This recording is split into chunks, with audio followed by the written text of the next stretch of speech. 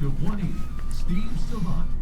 Well, welcome everyone. I'm Steve Savant, and we're broadcasting live from the heart of Phoenix, Arizona on KXXT Family Values Radio. And I also want to welcome our online audience on YouTube, Facebook, Instagram, Twitter, and LinkedIn.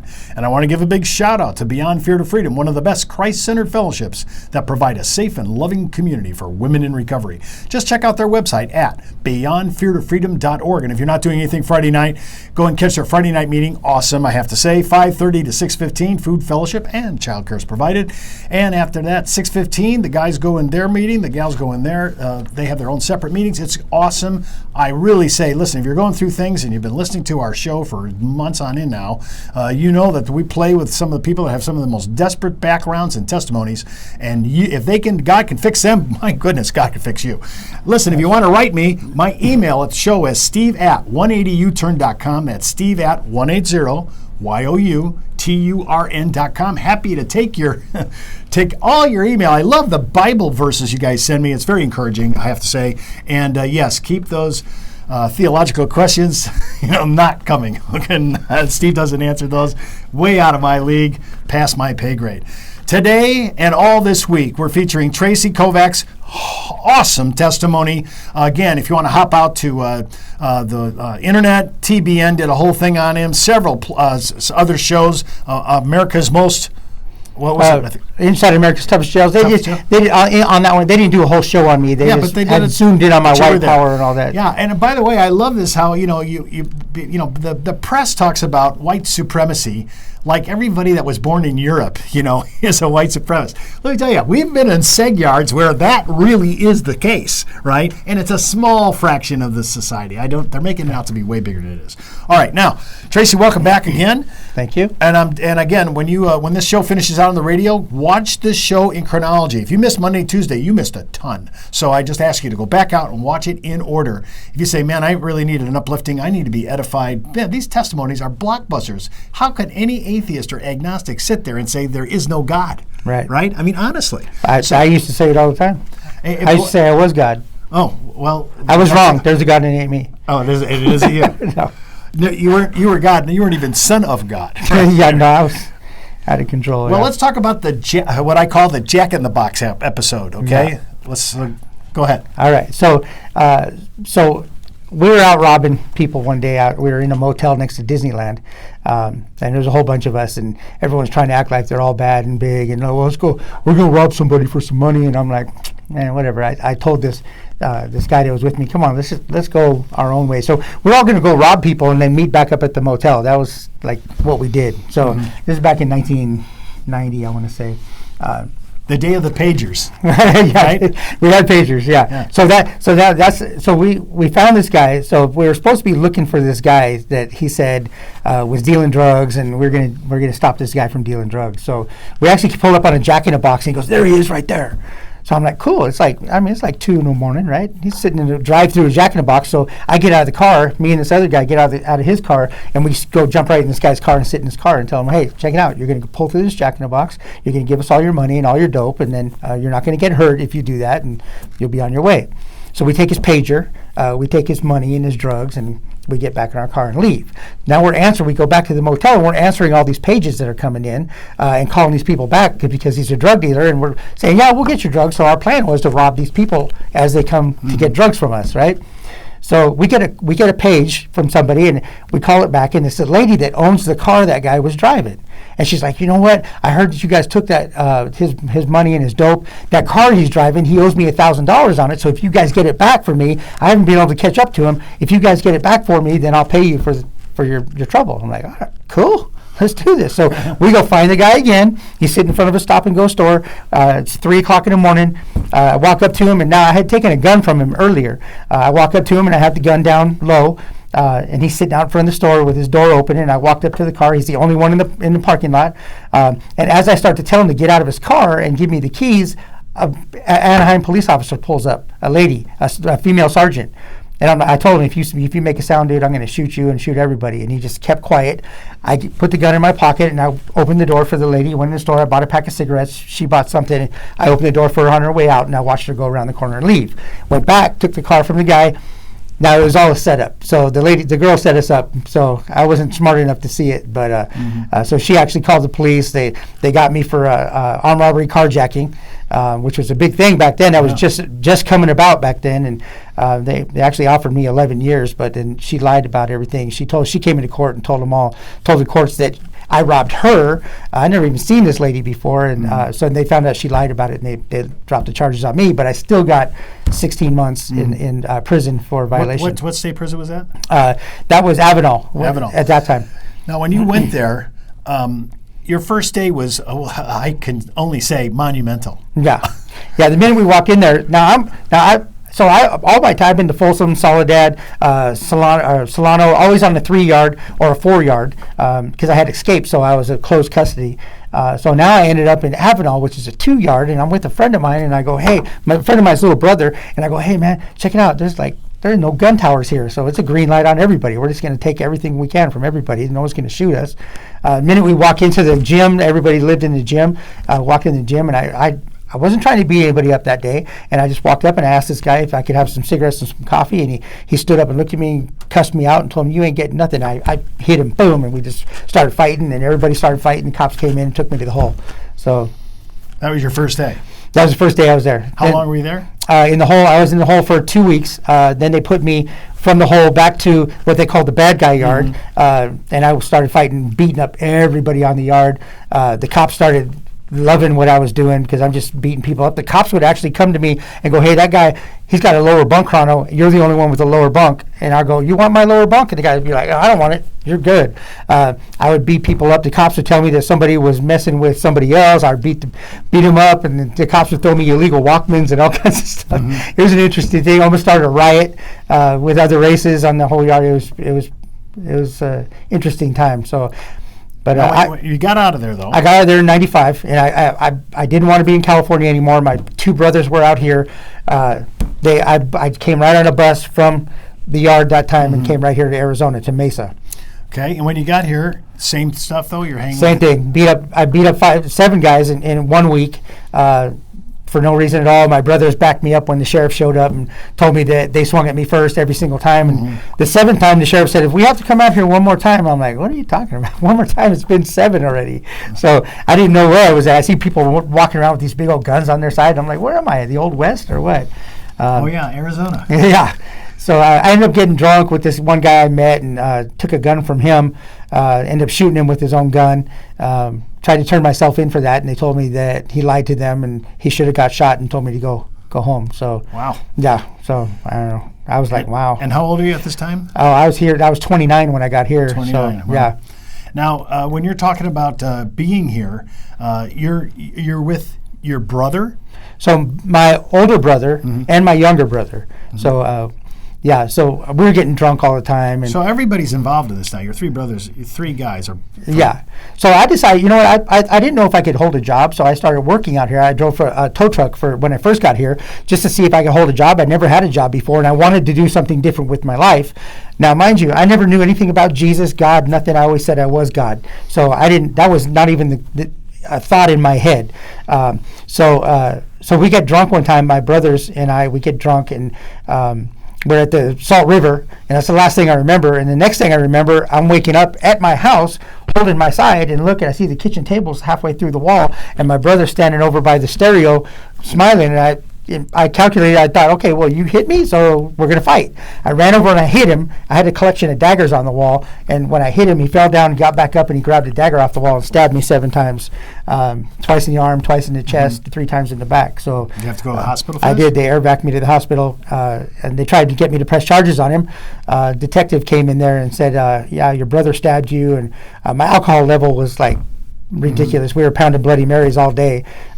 So I told the officer to get out of my room, or I was going to throw him out the 12-story window, and I'm not pressing charges on anybody. What's interesting about that is years later, I get pulled over by a sheriff, a sergeant, and he goes, remember me? And I'm like, no, why should I? He goes, yeah, when I was a rookie, you told me you're going to throw me out a 12-story window at the hospital.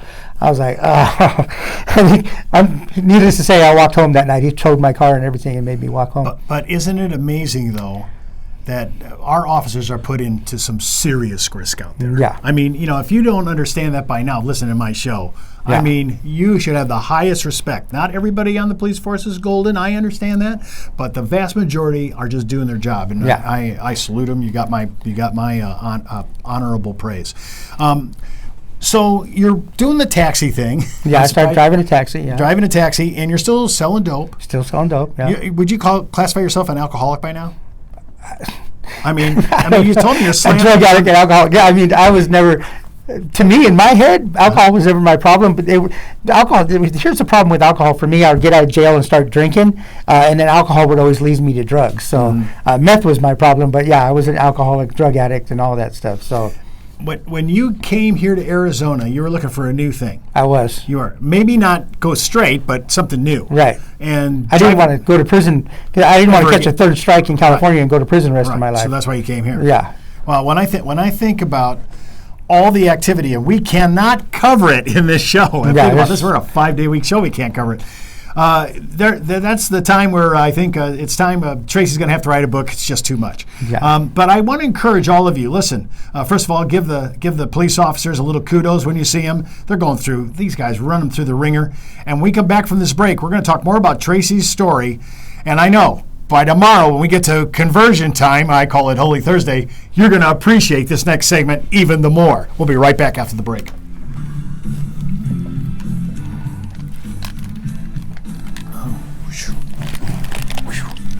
My ears something's getting folded. Okay.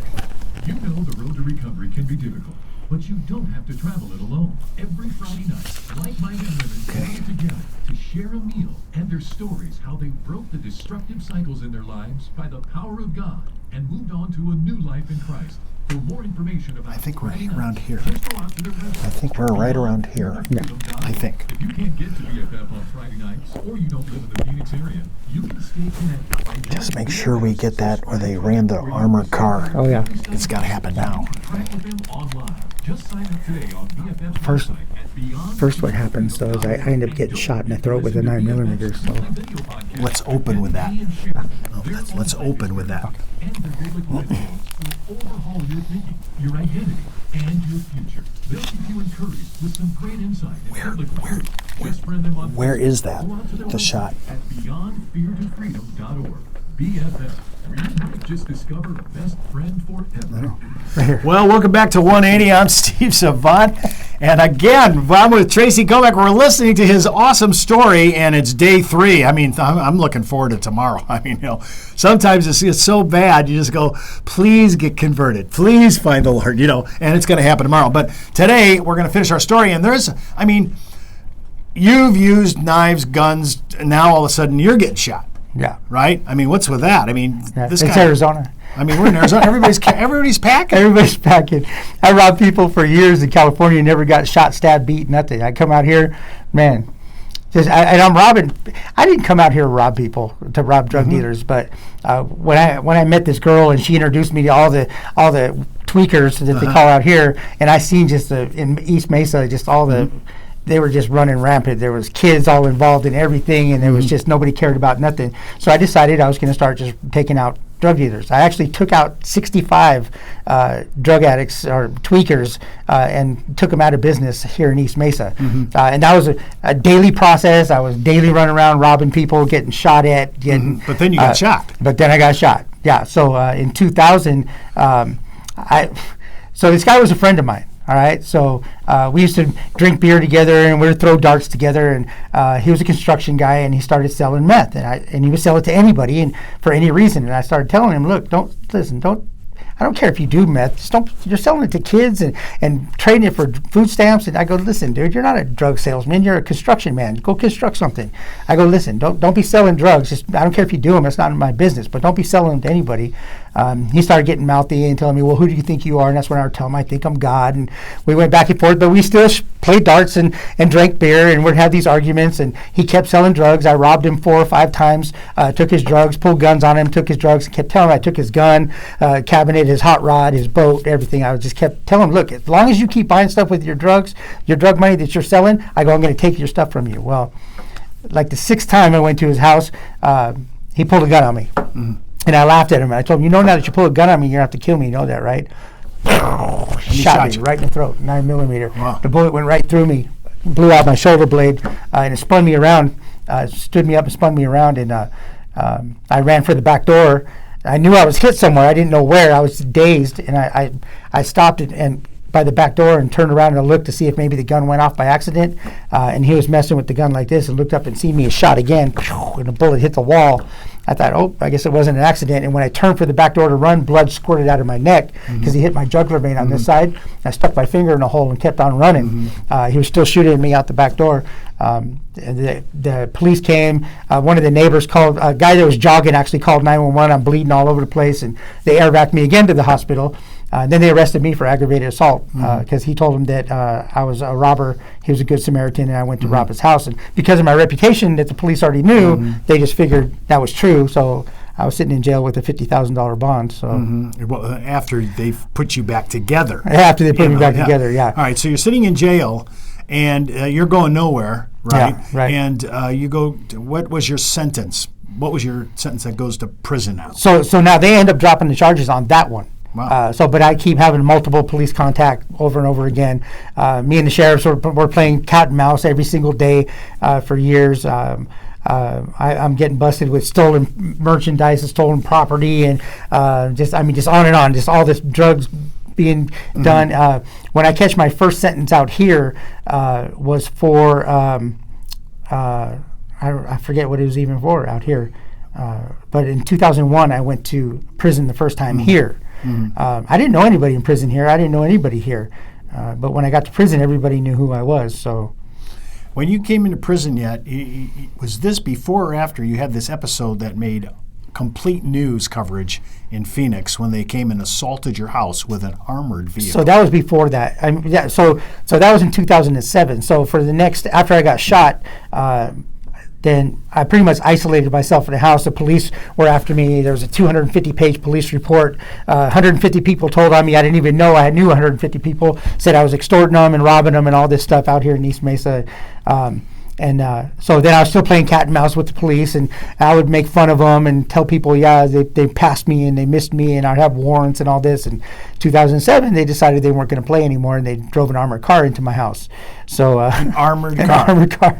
I had like built a house inside of a trailer, so I framed the walls. I had surveillance cameras that swept the yard. I had dogs all in my yard. I had an automatic gate that I could use a remote control to open my gate, so I could see them on the camera who I'd let in. So I pretty much barricaded myself in this house and just did drugs all day long, every day. And then finally, and you know what, my blood pressure when they drove the armored car to my house was 263 over 210, according to the paramedics. Really? When I passed out, they showed up and told me. I heard them say what my blood pressure was, and they took me to the hospital. The jail wouldn't even take me because my blood pressure was too high. So they kept taking me back to the hospital. They're taking me back to the jail. The nurse would say, tell the detective my blood pressure's, they're not letting me in the jail, take me back to the hospital. We did that 4 times until they finally gave me a shot of something and then let me into the jail. But even that incident with an armored vehicle did not wake you out of your stupor. No. I'm always amazed, what is it going to take to finally shut you down? Of course, we're going to talk about that tomorrow, Right. But it's always amazing. If you took everything you did up into your timeline of becoming saved, and you struck that out, you'd go, that didn't wake you up? Yeah. That milestone didn't? Yeah. I mean, you think getting shot in the throat, that would... I was in a hospital one night when that happened, and I was just being a jerk to all the nurses, and they actually wanted me out of the hospital. They sewed up my jugular vein and kicked me out the next day. And I went right home and slammed meth right here in my chest, which was another story, but interesting feeling because it was actually the vein that they had sewed up. It was like pressure and pain, and I was just out of control. I got scars all over my arms from missing. I was doing missing veins. Missing veins. I mean, so are you shooting in meth, not just? Oh yeah, no, I was shooting it the whole time. So never heroin though. Oh, heroin too. Heroin too. Now everything. So meth, heroin. Meth, heroin, placidils. I slammed acid. Everything I could that was soluble in water, or even if it wasn't, I would try to make it soluble in water and I'd slam it. So, by the time you're at this place in your life, what is the setup for tomorrow's show? What would you say? This is going to be the turning point. So sitting in the county jail, looking at the rest of my life in prison. 35 to 100-year sentence, and then never found. I spent my whole life looking for this clarification in life. I knew there was more to life than what I was doing, but I just didn't think it was for me. And you had a public defender. I had a number of them. Yeah, a number of them. Yeah, and so these guys have already got enough problems of their own, right? I mean, their caseload is just ridiculous. Ridiculous, and so you're not going to really get much help from a public defender. No, they're just trying to get you to take a plea agreement. And I'm like, I'm not taking a plea agreement because the sheriff drove a tank into my house looking for a meth lab and a chop shop. Well, they didn't find a meth lab and a chop shop because I knew they were coming. They flew a twin-engine airplane around my house the day before. Around. I'm like, really? Okay, I don't see you. So, but I knew they were coming, but I didn't expect it to be that next morning. So, So, but when you think about it, you're in jail, and you've looked. I mean, sometimes you reflect on your whole entire life, and you got a colossal resume. I mean, your prison jacket is like a phone book, right? I mean, so you have a lot to think about, and nobody has ever dealt you out any affection, any love. No, parental love is off the table, and most of your friends are all friends with you if you have money and if you can help them do a favor. Right. Or I mean, I became, like, for lack of better words, a force to be reckoned with. So I got prison tattoos and gang tattoos and white power and swastikas and SS bolts and all that stuff. And would you have classified yourself as a white supremacist? I hated everybody, though. It just wasn't. I mean, I hated everybody. But I was taught when I was younger to hate. When I went to Folsom Prison when I was young, but it was my first term, I was taught how to hate other races. So. And I just thought it was the thing to do. It was what, I mean, the people I hung out with, that was cool. You hate everybody. You hate, especially other races, especially black people. And I don't know. I look back on it now and I just think, man, what an idiot! How I got caught up in that. And so I try to tell our youngsters nowadays, dude, that's the stupidest thing when people. I have a story for when I was in the county jail, going back into the jails now. But I had gone in there, and so a teacher had called me because she wanted me to come talk to one of these juveniles that was being tried as adult in Lower Buckeye, and he had scratched, tattooed on his hand, white pride. He's 15 years old, just got a 10-year sentence. And I came in there to talk to him, and I looked at him, I go, why'd you put that on your hand? He goes, well, because I'm running the woods in here. I'm like, really? How many woods are in here? He goes, well, me and that other guy. I'm like, you're stupid. I go, first of all, what you need to do is get some salt, and you need to rub that till it's gone, because you just got a 10-year sentence, and where you're going, and you got that on your hand, you put that on there yourself, you're going to be in a lot of trouble, buddy. So he didn't.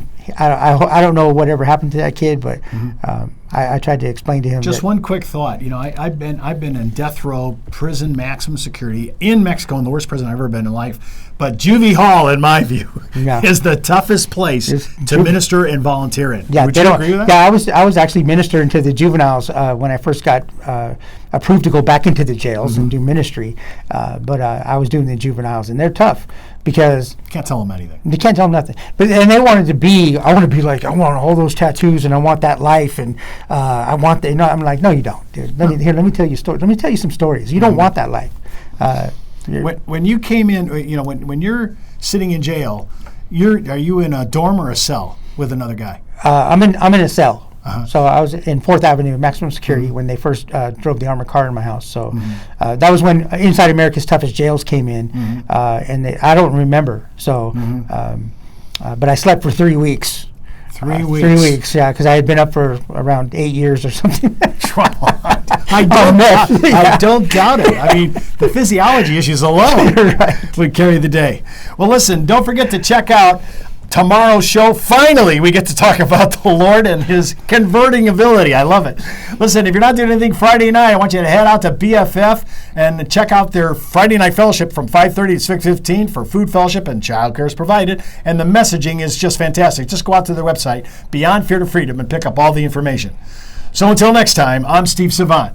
And remember, no one's outside the reach of God. No, not one.